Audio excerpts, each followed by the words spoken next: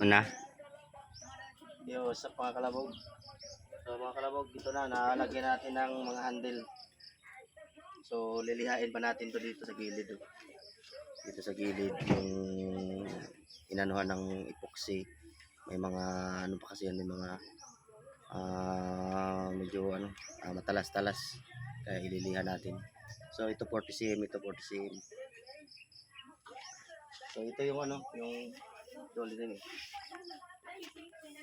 Yan yung nakakabitan na lahat ng ano ng mga handle. So ililihan na naman yan para pagkatapos yan is babalot, pipinturahan na natin. Ipa-primer epoxy muna natin bago natin pinalan ng kulay.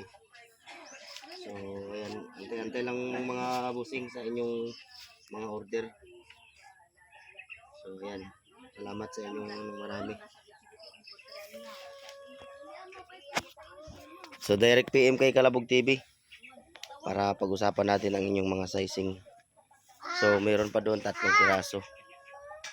Saka yung pinakamahaba pala, yung pinakamahaba naman yan is asimbol lang yung ilalagay natin na handle dyan sa taas. Oh.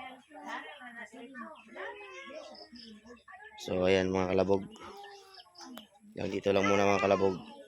Salamat.